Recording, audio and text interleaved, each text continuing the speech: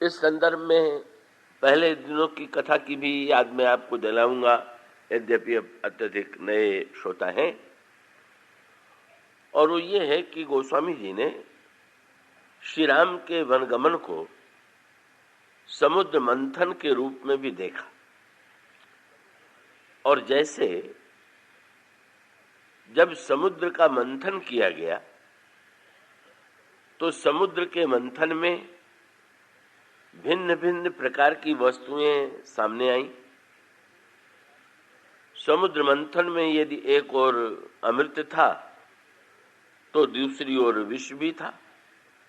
समुद्र के मंथन में सुरा भी थी। समुद्र के मंथन में चंद्रमा और कल्पतरु भी था। आपने सुना ही होगा कि जब समुद्र का मंथन किया गया तो उसमें 14 रत्न निकले। तो समुद्र मंथन की प्रक्रिया को ही मानो यहाँ पर गोस्वामी जी इस रूप में प्रस्तुत करते हैं कि भगवान श्री राम ने अपने वनगमन का जो स्वागत किया, जो प्रसन्नता प्रकट की, का भगवान श्री राम को ऐसा लगा कि मेरे पिताजी मेरे ममत्व के कारण मेरे राज्य की स्थापना की कल्पना तो कर रहे थे, पर वस्तुतः मेरे राज्य की स्थापना जो है का वो तो पूरी तरह से जब अंतर मन की विकृतियां मिट जाती हैं तब होती। और ऐसी परिस्थिति में भगवान श्री राम ने यदि दो व्यक्तियों को इतना अधिक महत्व दिया,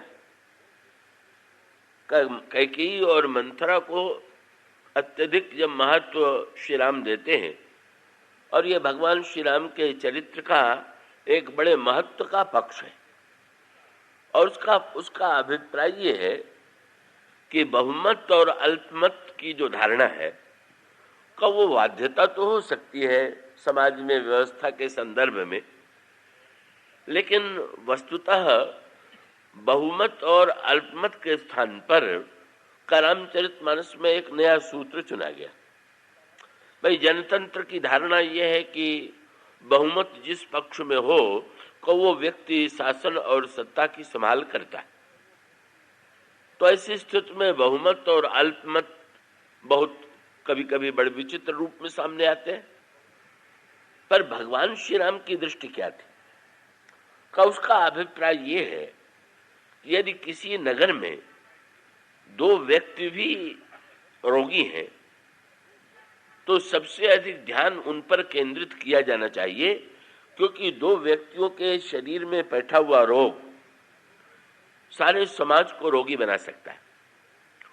तो भगवान श्री राघवेंद्र की जो लोकमत की धारणा है, वो लोकमत की धारणा बहुमत की धारणा से जुड़ी हुई नहीं। भगवान श्री राघवेंद्र दो दृष्टियों से विचार करके देखते हैं।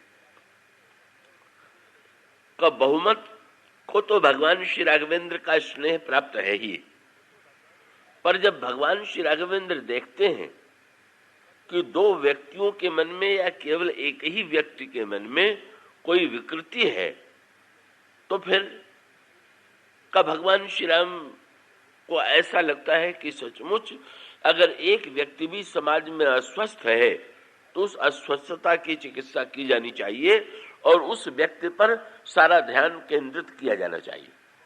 राम राज्य माने बहुमत का राज्य नहीं, राम राज्य माने जिसमें अल्प और बहुमत का भेद मिट करके एक शब्द जुड़ गया, और वो सांकेतिक शब्द है।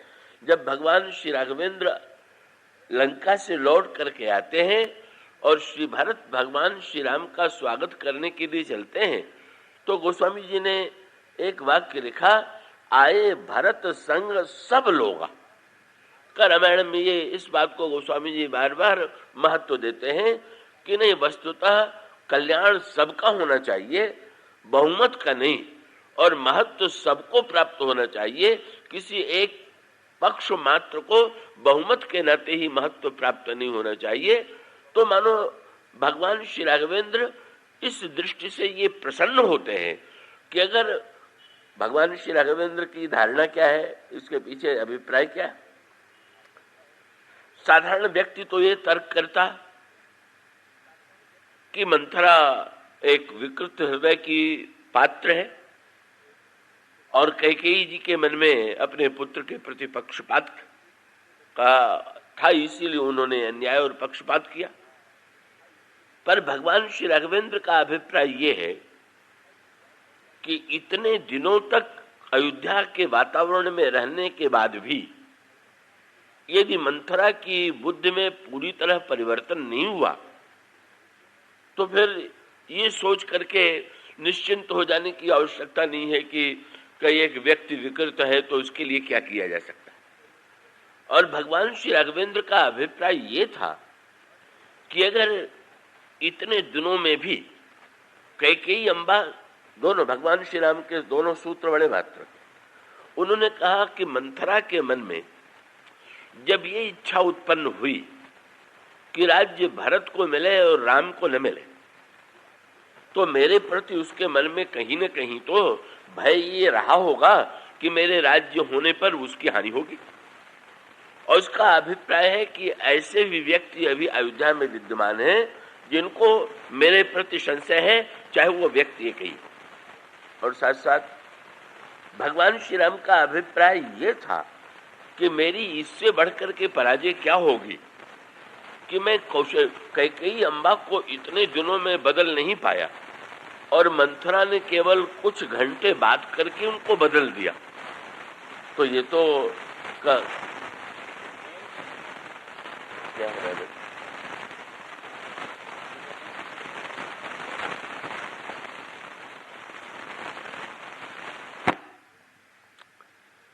का भगवान श्री राघवेंद्र का अभिप्राय ये है। और ये इस संदर्भ में एक सूत्र में बताऊं कि चरित्र का जो मापदंड सुनिश्चित किया गया का वो आध्यात्मिक संदर्भों में इतना उत्कृष्ट मापदंड निश्चित किया गया है कि उस मापदंड के आधार पर यदि व्यक्ति विचार करे तो शायद जिस तरह से हम लोग सरलता से अपने को निर्दोष और दूसरे को दोषी समझ लेते हैं का उस धारणा से हम बच सकते हैं। इसका अभिप्राय यह है कि जैसे कि एक व्यक्ति ने चोरी की तो हम ये कहेंगे कि चोरी करने वाला अपराधी है और अपराधी को न्यायालय से दंड मिलना चाहिए और मिलता भी है। लेकिन क्या सचमुच इसके द्वारा चोरी की समस्या का पूरा समाधान हो जाता है क्या? ये तो एक लक्षण मात्र है। उसको दृष्टांत के रूप में यूं कहें कि जैसे सिर में दर्द हो तो कोई गोली यदि हम ऐसी खा लें कि थोड़ी देर के लिए दर्द नष्ट सा जैसा हो जाए या सिर की पीड़ा शांत हो जाए तो उससे हमको क्षणिक संतोष भले ही मिल जाए, लेकिन वस्तुतः उसकी चिकित्सा यह नहीं है कि किसी दवा के द्वारा थोड़ी देर के लिए उस रोग को दबा दिया जाए, अपितु उसकी चिकित्सा यह है कि सिर में दर्द क्यों हो रहा है उस कारण को मिटाने की चेष्टा की जाए। तो अन्य राज्य जो है वो लक्षण की चिकित्सा करते हैं और राम राज्य में लक्षण के साथ साथ कारण पर ध्यान दिया जाता है। इसका अभिप्राय है कि एक और चोरी अपराध है और उसको दंड देना प्रतीकात्मक रूप से ठीक हो सकता है, पर व्यक्ति में चोरी की प्रवृत्ति क्यों आती है? और कहीं ऐसा तो नहीं है कि चोर की चोरी में हमारा स्वयं भी भाग हो, जाने अनजाने में हम समझते हो। तब मान लीजिए एक व्यक्ति अत्यंत भूखा है, अत्यंत अभावग्रस्त है, अगर एक व्यक्ति वस्तुओं के होते हुए भी चोरी करता है तो इसका अभिप्राय है कि उस व्यक्ति का अपराध है। पर कोई व्यक्ति अगर अत्यंत अभाव से संत्रस्त हो, भूख से व्याकुल हो, तो फिर ऐसी स्थिति में का जिस समाज में कोई व्यक्ति भूखा रह जाता है का उस समाज ने स्वयं अपनी जिम्मेदारी का तो पालन नहीं किया। इसका अभिप्राय यह है कि अगर समाज में कुछ व्यक्ति जो हैं का पूरी तरह से मनमाना भोजन करें और कुछ व्यक्ति भोजन के बिना मरे तो ऐसी स्थिति में तो अपराध पनपेंगे ही। तो इसका अभिप्राय यह है कि जो घटनाएं समाज में घटित होती हैं उन घटनाओं में जो सामने व्यक्ति दिखाई देता है उस व्यक्ति पर ही ध्यान केंद्रित नहीं किया जाना चाहिए, अपितु तो हमें ध्यान देना चाहिए कि कहीं हम भी तो उसमें सम्मिलित नहीं है, कोई हमारा ही तो ऐसा कारण नहीं है कि जिसके कारण इस अपराध, सामने वाले व्यक्ति में अपराध की वृत्ति हुई। इतनी कठिन कसौटी जब मना के हम विचार करें, जैसे एक सूत्र महर्षि पतंजलि ने योग दर्शन में दिया। मान लीजिए किसी व्यक्ति को हमारे सामने क्रोध आ गया, तो बड़ी सरलता से हम ये कहेंगे कि ये बड़ा क्रोधी है और ये व्यक्ति बड़ा बुरा है। लेकिन उसके साथ साथ जो सजग व्यक्ति होगा, का वो विचार करके ये विचार किए बिना नहीं रहेगा कि इसके क्रोध में कहीं मैं निमित्त तो नहीं बन गया, कारण तो नहीं बन गया, मेरी किसी ऐसी चेष्टा से या मेरे किसी ऐसे व्यवहार से तो उस व्यक्ति को क्रोध नहीं आ गया। और तब उसका परिणाम क्या होगा कि सामने वाले के क्रोध के लिए हम उसी को क्रोधी नहीं मानेंगे, अपितु अपने वृत्तियों की ओर भी ध्यान दे करके हम ये निर्णय करेंगे कि हमारे व्यवहार में दूसरों को क्रुद्ध करने की जो वृत्ति है, जिसके कारण दूसरों को क्रोध आता है, जब तक उस वृत्ति को हम अपने जीवन से नहीं मिटाएंगे तब तक सामने वाले व्यक्ति का क्रोध शांत नहीं होगा। इसलिए महर्षि पतंजलि ने योग दर्शन में बड़ी अनोखी बात कही। उन्होंने ये कहा कि यदि ये प्रश्न किया जाए कि अहिंसक व्यक्ति का क्या लक्षण है, तो यही लक्षण कहा जाता है और किया जाता है और ठीक भी लगता है। कब वो ये है कि अगर व्यक्ति मन वचन कर्म तीनों से हिंसा न करे तो अहिंसक है। जो मन से भी दूसरों को पीड़ा न पहुंचावे, वाणी के द्वारा भी दूसरों को कष्ट न पहुंचावे और क्रिया के द्वारा भी दूसरे को कष्ट न पहुंचावे, कब वो व्यक्ति अहिंसक है। पर महर्षि पतंजलि इससे आगे बढ़ गए। उन्होंने कहा ना, इससे भी एक बड़ी कसौटी है। मन वचन कर्म से हम तो अहिंसक हो ही जाए, लेकिन अहिंसा की सबसे बड़ी कसौटी तब है जब अहिंसा प्रतिष्ठायाम तत्सन्निधौ वैरत्याग, इतनी अहिंसा की वृत्ति हमारे अंतःकरण में प्रबल हो जाए कि सामने वाले व्यक्ति की हिंसा वृत्ति भी शांत हो जाए। तो इसका अभिप्राय हुआ कि जैसे शरीर के किसी एक अंग में यदि रोग होता है तो वो अंग ही कारण नहीं है, सारे शरीर से वो अंग जुड़ा हुआ है और हमें ये स्वीकार करना होगा कि सारा शरीर स्वस्थ होगा तो ही अंग स्वस्थ होगा और अंग स्वस्थ होगा तो ही सारा शरीर स्वस्थ होगा। इसलिए ये रामचरितमानस में रामराज जी की जो धारणा है उसकी कसौटी बड़ी कड़ी, और उस कसौटी का अभिप्राय आगे चल करके श्री भरत भी इसी सूत्र को स्वीकार करते हैं। जब ननिहाल से लौट करके श्री भरत आते हैं और कैकेयी से सारा व्यवहार सब कुछ सुन करके का वो अत्यंत पीड़ा की स्थिति में पहुंच गए, मूर्छा जैसी स्थिति में पहुंच गए। उसी समय मंथरा वस्त्र और आभूषणों से अपने को सजा करके चली आती। तेही अवसर कुंवरी तह आई, बसन विभूषण विविध बनाई। उस शोक के वातावरण में भी मंथरा जो थी वो सुंदर से सुंदर वस्त्रों से और आभूषणों से अपने को सजाए हुए थी। क्यों? मंथरा के मन में ये आशा थी कि मैंने भारत को राजा बनाने के लिए इतना प्रयत्न किया है, अगर मैं न होती तो राज्य राम को प्राप्त हो जाता।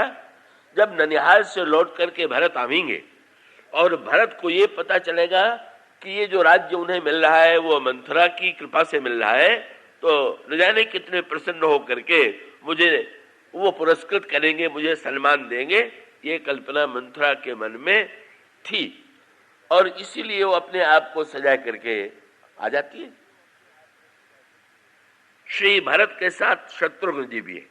अब यहाँ पर ये जो रामायण की दोनों जोड़ियां हैं वो बड़े ही महत्व की, श्री राम और श्री लक्ष्मण, श्री भरत और शत्रुघ्न। भगवान श्री राम के स्वभाव में और श्री लक्ष्मण के स्वभाव में भिन्नता है। और इसी प्रकार से भरत और शत्रुघ्न के स्वभाव में भी भिन्नता है। पर उस भिन्नता का अभिप्राय ये नहीं कि परस्पर वो एक दूसरे के विरोधी हैं। इसका अभिप्राय है कि परस्पर वे एक दूसरे के पूरक हैं। और इसका अभिप्राय ये है कि भगवान श्री राम और लक्ष्मण जो है वो दोनों का व्यक्तित्व मिल करके एक परिपूर्ण आदर्श की सृष्टि करता है, और श्री भरत और शत्रुघ्न इन दोनों का व्यक्तित्व मिल करके एक महान आदर्श की सृष्टि करता है। तो इसको सूत्रात्मक रूप में जैसे का गोस्वामी जी ने एक सूत्र दिया, और वो सूत्र ये है, जब धर्मरथ का उन्होंने वर्णन किया तो धर्मरथ क्या है? गुणों का संतुलन जो है वही धर्मरथ। तो उस संदर्भ में ये कहा गया कि सौरज धीरज तेहि रथ चाका। अब शौर्य और धैर्य जो है वो धर्मरथ के दो आधार है। पर आप संतुलन की दृष्टि से विचार करके देखिए तो लक्ष्मण जी के चरित्र में भी शौर्य और धैर्य दोनों है, और भगवान राम के चरित्र में भी शौर्य धैर्य दोनों है। पर एक अंतर है, श्री राम के चरित्र में धैर्य की प्रधानता है और लक्ष्मण जी के चरित्र में शौर्य की प्रधानता। अब बड़े महत्व का प्रश्न यह है कि शौर्य महत्वपूर्ण है कि धैर्य महत्वपूर्ण है? तो गोस्वामी जी एक बड़ा विलक्षण क्रम का संकेत करते हैं का ये भगवान श्री राम की जो मिथिला यात्रा है का उस यात्रा में भगवान बिना वाहन के गए। पर गोस्वामी जी बताना क्या चाहते हैं, और वहां से जयमाल पहन करके श्री सीता जी को लेकर के भगवान राम लौटे। तो रामचरितमानस में ये कहा गया कि सच्चे अर्थों में योद्धा वो है जो धर्मरथ पर बैठ करके यात्रा करता है और भक्ति रूपा सीता को प्राप्त करके, शांति रूपा सीता को प्राप्त करके लौटता है। विरति चर्म अस ज्ञान मद लोभ मोह रिपुमार जय पाइये सोई हरि भगत देखू खगे से विचार।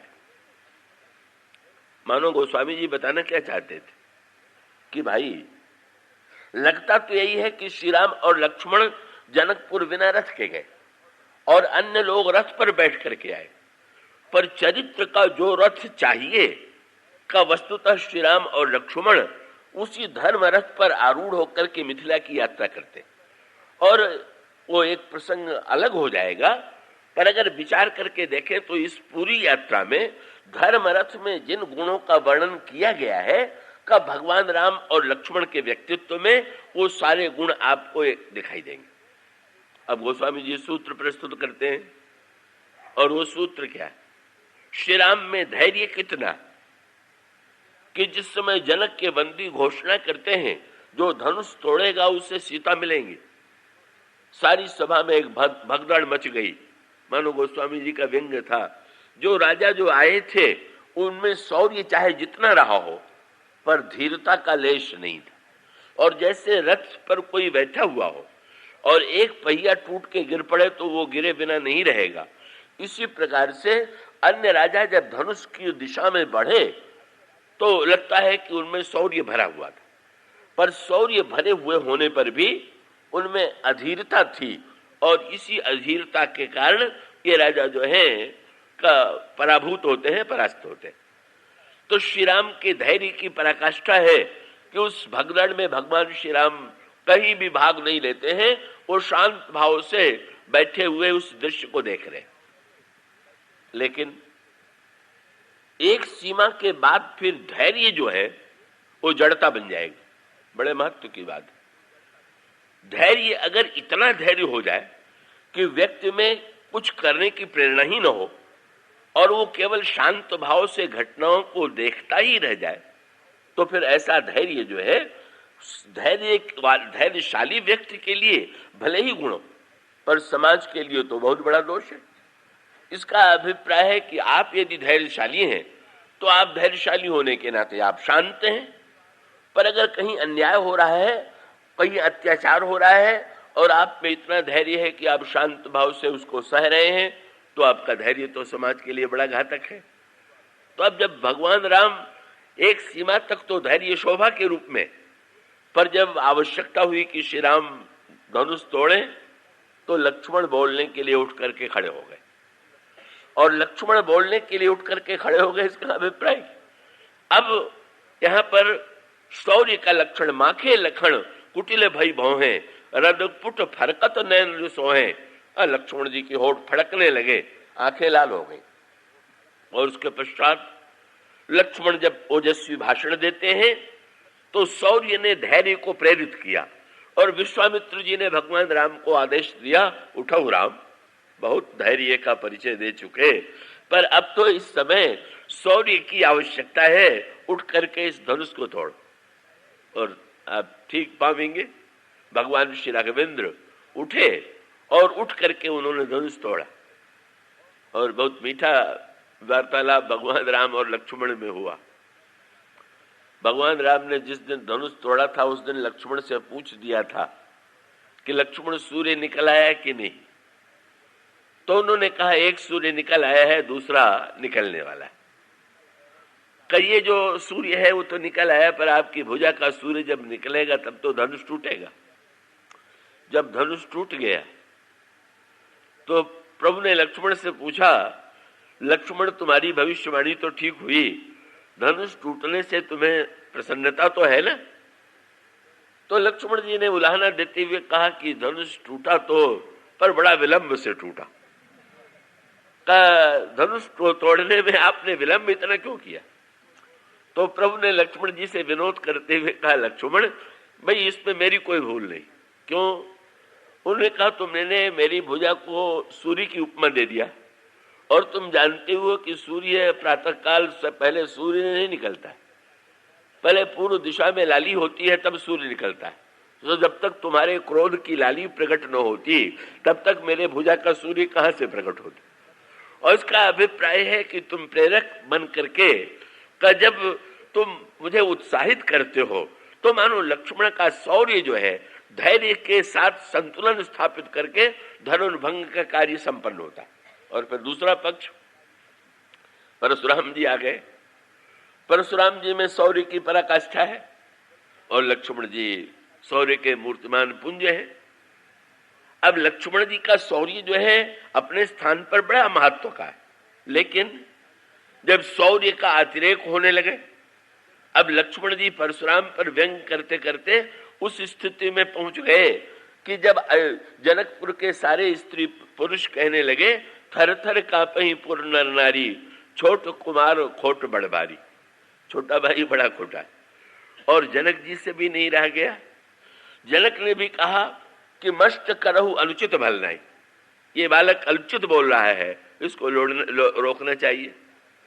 तो जब शौर्य अधिक तेजस्वी बन करके ऐसी स्थिति की सृष्टि करता है तब भगवान श्री राम क्या करते हैं? वो स्वामी जी ने लिखा, लक्ष्मण जी को इस प्रकार की भाषा बोलते देख करके नयन तरेरे राम। शौर्य में जब नियंत्रण का अभाव दिखाई पड़ा तो धैर्य ने, भगवान राम स्वभाव से शीलवान हैं, वो लक्ष्मण जी की ओर टेढ़ी दृष्टि से देखते हैं और सचमुच लक्ष्मण जी उस धैर्य के द्वारा इतने नियंत्रित हैं कि गुरु समीप गौने तुरंत परिहरि बानी बाम। तो जैसे इन दोनों भाइयों में ये समस्त गुणों का, ये धर्म रथ में जिन गुणों का वर्णन किया गया है, इन दोनों का सामंजस्य आपको भगवान राम लक्ष्मण के चरित्र में मिलेगा। इसी प्रकार से श्री भरत और शत्रुघ्न, तो शत्रुघ्न की भूमिका रामायण में बड़ी अनोखी है। क्या? इनके भी दो नाम तुलसीदास जी ने चुने। क्या? कि ये तो भरत के भाई। चित्रकूट में जब लक्ष्मण जी ने शत्रुघ्न जी को हृदय से लगाया तो दूसरा कोई कवि होता तो यही तो लिखता कि लक्ष्मण जी ने अपने छोटे भाई को हृदय से लगाया। यही स्वाभाविक है लिखना। लक्ष्मण जी और शत्रुघ्न सगे भाई हैं और शत्रुघ्न को हृदय से लगा रहे हैं तो अपने छोटे भाई को हृदय से लगा रहे हैं। पर गोस्वामी जी की भाषा तो अलग प्रकार की है। गोस्वामी जी कहते हैं लक्ष्मण जी ने अपने छोटे भाई को हृदय से नहीं लगाया, तब को किसको हृदय से लगाया? कहते हैं भरता अनुज लक्ष्मण पुण्य भेंट। लक्ष्मण जी ने भरत के भाई को हृदय से लगाया। बड़ी विचित्र बात, अपने भाई को नहीं, भरत के भाई। और उसका अभिप्राय क्या? कि अपने सगे भाई के ममत्व के कारण लक्ष्मण के मन में आकर्षण नहीं है, पर भरत की अभी वे प्रशंसा सुन चुके हैं और वे बड़े गदगद होते हैं ये सोच करके कि भरत जैसे महापुरुष का अनुगमन शत्रुघ्न जी ने जीवन में किया है, वो भरत के पीछे चलता है, इसलिए मेरे लिए परम स्नेह का पात्र है। इसलिए वहां पर तुलसीदास जी कहते हैं भरतानुज लक्ष्मण पुन बैठे, पर मंथरा आ गई। अब मंथरा के प्रसंग में भरत और शत्रुघ्न की भूमिका अलग प्रकार की। भरत की भूमिका श्री राम की भूमिका और शत्रुघ्न जी की भूमिका लक्ष्मण की भूमिका। इसीलिए तुलसीदास जी ने बहुत बढ़िया नाम चुना। जब लक्ष्मण जी अपने भाई को लगा रहे थे तो भरतानुज, और यहाँ लक्ष्मण जी नहीं है तो भरत जी है, तो ये लिखना चाहिए कि भरत जी के छोटे भाई शत्रुघ्न को क्रोध आ गया। पर तुलसीदास जी ने तुरंत शब्दावली का चुनाव किया। क्या बोले? सुन रिस भरऊ लखन लघु भाई, लक्ष्मण के छोटे भाई को क्रोध आ गया। और इसका अभिप्राय यह है कि लक्ष्मण की भूमिका क्या, मंथरा ऐसे प्रतिकूल वातावरण में जब सारे अयोध्या में शोक का साम्राज्य छाया हुआ है और सारे अयोध्या के लोग व्यथित हैं, उस वातावरण में अपने को सजा करके और बड़े गर्व का प्रदर्शन करते हुए आती है, तो लक्ष्मण जी के छोटे भाई को ऐसा लगता है कि सारे अनर्थ की जड़ यही है और अपराधी को दंड दिया जाना चाहिए। और उसका अभिप्राय ये है कि इसका अर्थ ही नहीं है कि अपराध का दंड व्यक्ति को न दिया जाए। अपराध को दंड देना भी एक न्याय के लिए अपेक्षित है, आवश्यक है। इसका भी पक्ष रामायण में प्रस्तुत किया गया है। जो नहीं दंड करो खर तोरा, भ्रष्ट हो स्तुति मार्ग मोरा। इसलिए शत्रुघ्न जी ने का दंड वाला पक्ष चुना और वो मंथरा के ऊपर प्रहार करते। लेकिन गोस्वामी जी कहते हैं श्री भरत जी ने मंथरा को छोड़ा दिया। गोस्वामी जी कहते हैं भरत दयानिधि दीन छुड़ाई। क्या अभिप्राय? शत्रुघ्न दंड दें और श्री भरत जी छुड़ा दें।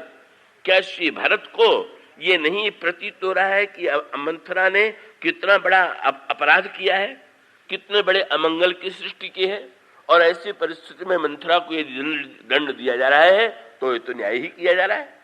श्री भरत को छुड़ाने की क्या आवश्यकता है? नहीं, वही दृष्टिकोण का अभिप्राय। भगवान श्री राघवेंद्र और श्री भरत के चिंतन की एक ही पद्धति। भगवान श्री राघवेंद्र का भी अभिप्राय यही है कि अगर कोई व्यक्ति जिससे हम सद्व्यवहार कर रहे हैं, पर सद्व्यवहार करते हुए भी सामने वाले व्यक्ति के मन में मेरे प्रति संशय बना हुआ है, तो हमें उसके हृदय के संशय को मिटाने के लिए और भी प्रयत्न करना चाहिए। और श्री भरत का तात्पर्य क्या? श्री भरत जी ने जब शत्रुघ्न को रोका तो श्री भरत का अभिप्राय था कि भैया शत्रुघ्न, तुम विचार करके देखो कि जो घटनाएं हुई हैं उसमें किसको दंड मिलना चाहिए। क्या मंथरा को दंड दे देने से सारी समस्या का समाधान हो जाएगा क्या? उनका अभिप्राय यह है कि एक और तुम विचार करके देखो कि मंथरा ने चाहे जो चेष्टा की हो, पर अगर महारानी कैकेयी ने मंथरा की वाणी पर विश्वास न किया होता और उसके समान आचरण न किया होता, तो ऐसी स्थिति में ये परिस्थिति न आती। तो ऐसी परिस्थिति में दोषी मंथरा है कि महारानी कैकेयी। और यदि तुम प्रहार करते हो, दंड देते हो मंथरा को, तो मुझे तो ये लगता है कि वो तो एक साधारण दासी मात्र थी, या उसके वातावरण में प्रारंभ से ही बुरे संस्कार हो सकते हैं। लेकिन महारानी कैकेयी इस वातावरण में रहते हुए भी अगर मंथरा से इतनी प्रभावित हो जाती हैं, तो ऐसी परिस्थिति में इसके मूल में मंथरा क्यों? महारानी कैकेयी को दंड नहीं दिया जा सकता, हम नहीं दे सकते, तुम नहीं दे सकते, क्योंकि इसका अर्थ ये तो यही है कि मंथरा दुर्बल है, इसलिए दंड की पात्र है। और कैकेयी अम्बा से हमारे ऐसे संबंध है महारानी कैकेयी से कि हम उन पर किसी प्रकार का शाब्दिक प्रहार छोड़ करके अन्य कोई प्रहार नहीं कर सकते। श्री भरत का अभिप्राय था कि ना, मंथरा को दंड देना समस्या का समाधान नहीं। और श्री भरत उससे भी आगे बढ़ करके ये मानते हैं कि महारानी कैकेयी भी समस्या के मूल में नहीं। ये एक बड़ी सूक्ष्म दृष्टि है। और ये श्री राम के वनगमन का अगर प्रसंग न आता तो ये एक नई दृष्टि जो अध्यात्म और धर्म की सामने आई वो न आती। भगवान श्री राघवेंद्र ये मान करके चलते हैं कि अगर दो व्यक्तियों को मेरे प्रति अविश्वास है तो क्यों है। इतने दिनों तक मैं कैकेयी जी से इतने स्नेह से उनका इतना सम्मान करता रहा, पर मंथरा ने अगर अपने वाक्यों के द्वारा मेरे इतने बड़े सद्व्यवहार के महत्व को समाप्त कर दिया तो मंथरा प्रभावशाली है कि मैं प्रभावशाली हूं।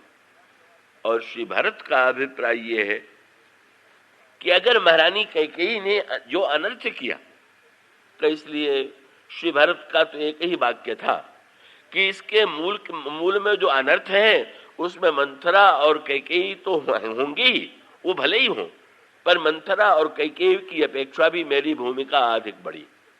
क्यों? श्री भरत का तात्पर्य यह था कि मंथरा को भी ये विश्वास था कि भरत राज्य पाके प्रसन्न होंगे, और महारानी कैकेयी ने जो अनर्थ किया वो यही समझ करके तो किया कि भरत राज्य ले लेगा। और उसका अभिप्राय यह है कि अगर मेरा चरित्र सचमुच निर्मल होता, निष्काम होता, हमारे अंतःकरण में कोई कमी न होती, तो इतने दिनों तक जिसके गर्भ में मैं रहा, जिसने अपनी गोदी में मुझे खिलाया, अगर उसको भी ये लगता है कि भरत राज्य के लोभी हैं, अगर मंथरा को प्रतीत होता है कि मैं राज्य का लोभी हूं, तो ये तो सारा अनर्थ मुझे राज्य दिलाने के लिए हुआ, और ये मेरे ही चरित्र की कोई कमी होगी, मेरा ही कोई दोष होगा कि मैं लोगों के हृदय से ये कलुष दूर नहीं कर पाया, और यदि दूर नहीं कर पाया तो ये हमारी ही कमी है। श्री भरत जी इसलिए कहते हैं बिनु समझे कैकेयी जी को उन्होंने फटकारा, और उसकी भी आवश्यकता थी, मंथरा के दंड की भी आवश्यकता थी, ये नहीं कि उनकी आवश्यकता नहीं। पर श्री भरत जी का ये पक्ष बड़े महत्व का है कि श्री भरत ये कहते हैं कि बिनु समुझे निज अघ परिपाकू और जारे जाई जननी कही काकू। सच तो यह है कि मोह समान को पाप निवासी जही लगी सिय राम बनवासी। सच तो यही है कि ये मेरी ही कमी है, मेरा ही दोष। और उसका अभिप्राय यह है कि राम राज्य का मूल दर्शन का यही राम राज्य का दर्शन है और अध्यात्म शास्त्र का दर्शन है। इस प्रसंग में एक बड़ा मीठा उपाख्यान आता है प्रहलाद जी का।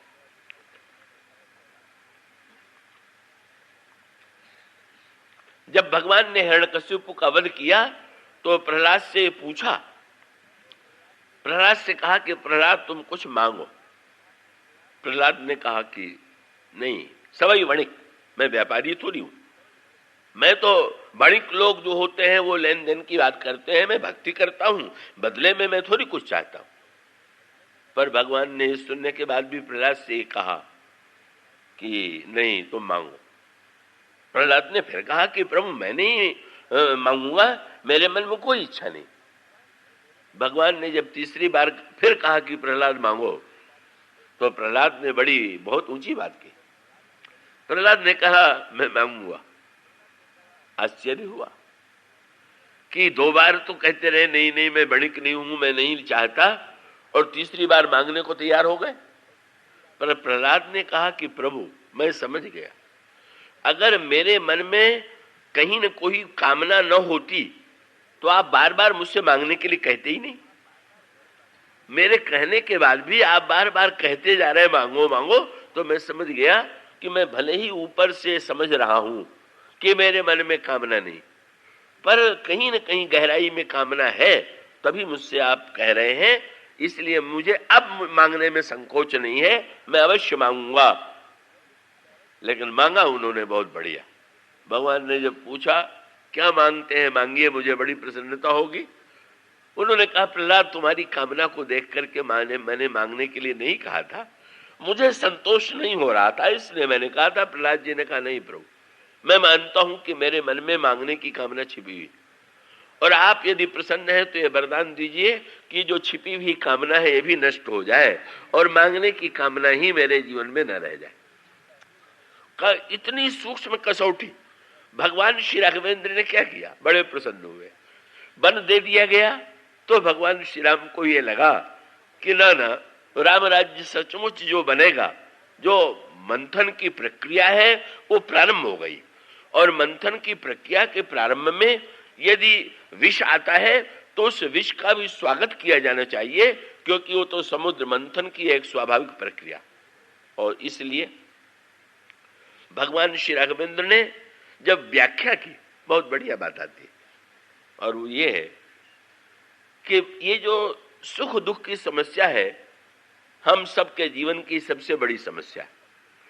प्रत्येक व्यक्ति जो है सुखी होना चाहता है और दुख नहीं चाहता, पर दुख न चाहने के बाद भी हमारे आपके जीवन में दुख आ ही जाते हैं, और दुख जो आते हैं वो अलग अलग प्रकार से आते हैं। ये रामायण में व्याख्या की गई है कि दुख जो है वो कितने कारणों से व्यक्ति के जीवन में आता है।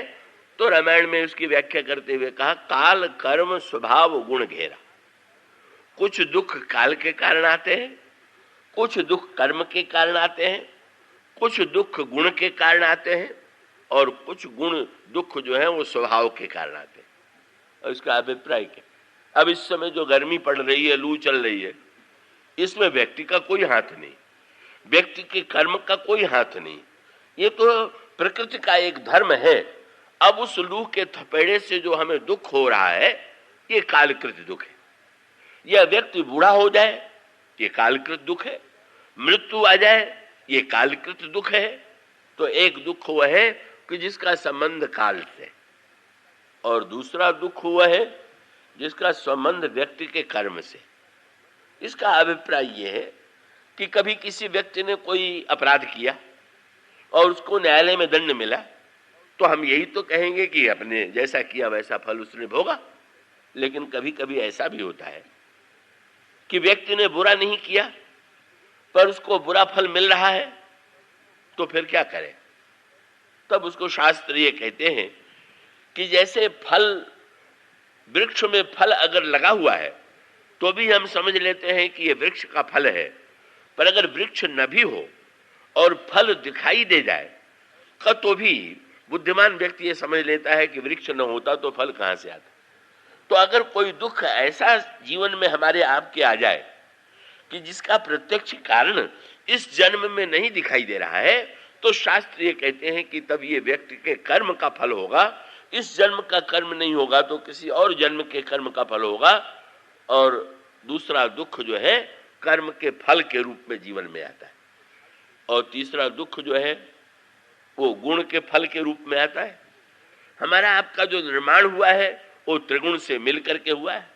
सतोगुण, रजोगुण, तमोगुण तीनों हमारे आपके मन में जीवन में मिले हुए, और ऐसी स्थिति में इन तीनों के अगर निर्माण न हो तो हमारा आपका जीवन ही ठीक नहीं चलेगा।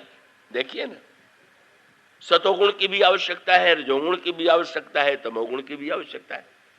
आप कथा में बैठे हुए सुन रहे हैं, पूजा में बैठते हैं, अगर सत्वगुण न हो तो आप कथा श्रवण नहीं कर सकते, ध्यान नहीं कर सकते, पूजा नहीं कर सकते। यदि आप में रजोगुण की प्रधानता न हो तो आप पुरुषार्थ नहीं कर सकते, व्यापार नहीं कर सकते, कर्म नहीं कर सकते। इसलिए रजोगुण की भी आवश्यकता है। और अगर तमोगुण न हो तो नींद ही आना बंद हो जाएगी, और नींद ना आवे तो व्यक्ति पागल हो जाएगा। और इसका अभिप्राय है कि ये तीनों गुण हमारे आपके शरीर में विद्यमान हैं और तीनों गुण आवश्यक है। पर संकट ये है कि तीनों गुण अपने समय में आवे तो कल्याणकारी, और दूसरे के समय में आ जाए तो अनर्थ की जड़। और हम लोगों के जीवन में ये समस्या रहती है।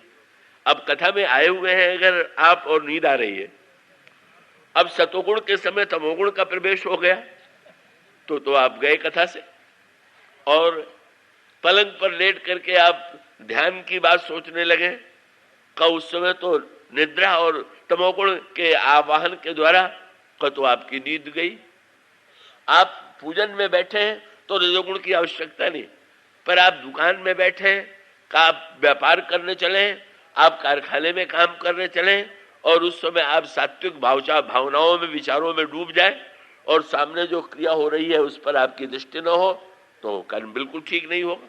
पर संकट ये आता है, हम जहां नहीं चाहते, नहीं कितने लोगों को नींद करोगे, क्यों?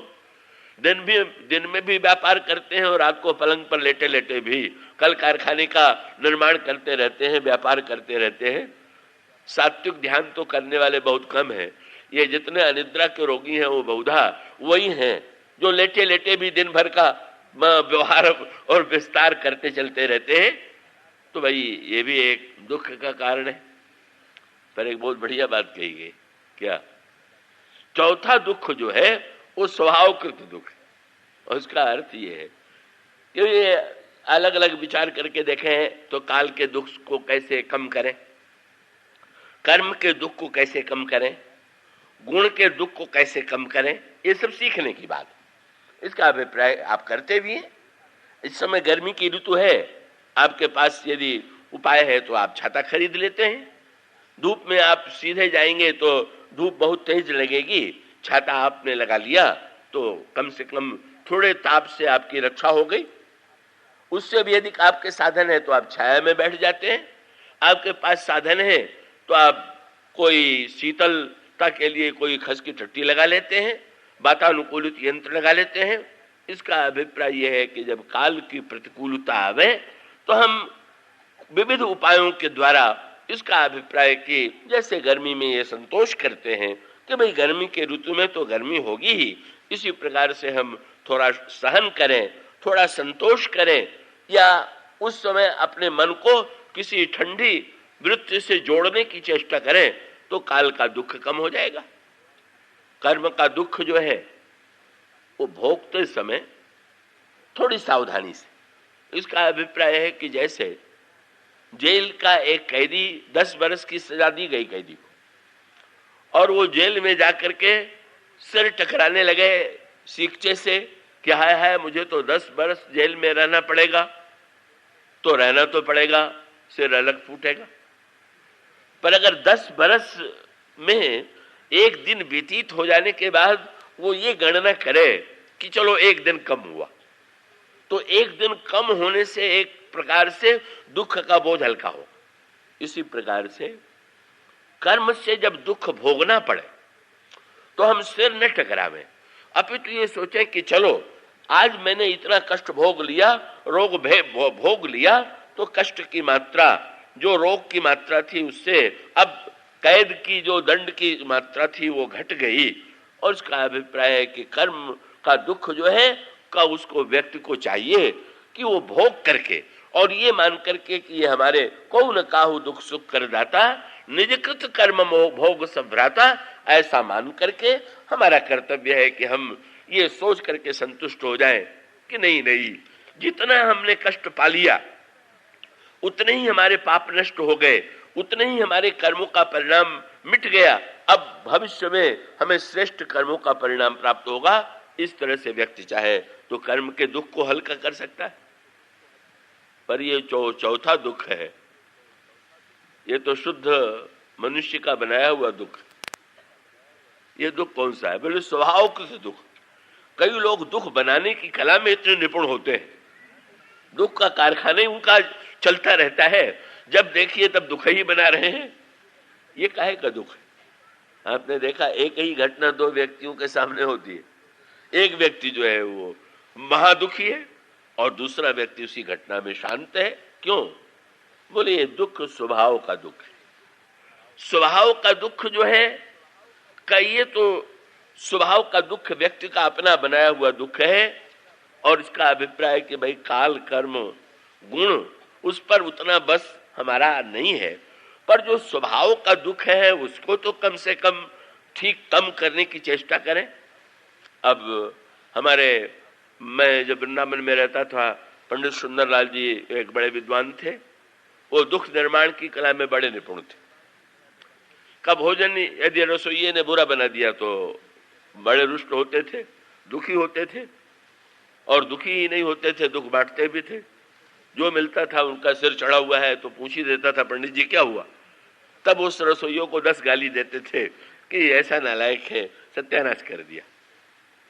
पर दुख निर्माण की कला इतनी बड़ी थी कि दूसरे दिन अगर रसोइया बढ़िया भोजन बना दे तो सुखी नहीं होते थे, उनका क्रोध 10 गुना बढ़ जाता था। और उसको बिगड़ के कहते थे कि इसका अर्थ है कि तू बढ़िया बनाना जानता था, कल तूने जानबूझ के बिगाड़ा था, कल तूने ऐसा क्यों नहीं बनाया। अब लीजिए, जब क्रोध का दुख का कारण था तब भी दुखी, और बाद में भी अब उससे जोड़ करके, और इतने नहीं, फिर जो मिलेंगे वो सबसे बतावेंगे, बड़ा दुष्ट है। जानबूझ करके ये कभी कभी हमें कष्ट देने के लिए ही इस प्रकार से भोजन बुरा बना देता है। ये स्वभावकृत दुख, ये रामायण में स्वभावकृत दुख का परिणाम है। एक दृष्टांत है, एक ही सभा में दो व्यक्ति बैठे थे, ससुर दामाद। ससुर का स्वभाव अलग और दामाद का स्वभाव अलग। एक दुख लेने की कला में निपुण, दूसरा सुख लेने की कला में निपुण। का दक्ष दुख लेने की कला में बड़े निपुण थे। प्रजापति चुने गए और जिस समय ब्रह्मा की सभा में गए तो जितने ब्रह्मा के सभा के सदस्य थे उठ करके खड़े हो गए। खड़े हो गए तो इतना बड़ा सम्मान हुआ, तो दक्ष को सुखी हो जाना चाहिए, पर दक्ष के दुख की सीमा नहीं रही। क्यों? उन्होंने ये नहीं देखा कि कितने लोग खड़े हुए, ये देखने लिए कहीं कोई बैठा तो नहीं रह गया। सो इतने लोग बैठे खड़े थे, केवल शंकर जी बैठे मिल गए, बस इतने लोगों के खड़े होने का आनंद एक और रह गया, ये क्यों बैठा रह गया। और फिर इतनी गाली सुनाई, इतना फटकारा, इतनी निंदा किया कि तू अशिष्ट है, असभ्य है, सभा के नियम तो नहीं जानता। ये दुख स्वभावगत दुख है। और शंकर जी मुस्कुराते रहे।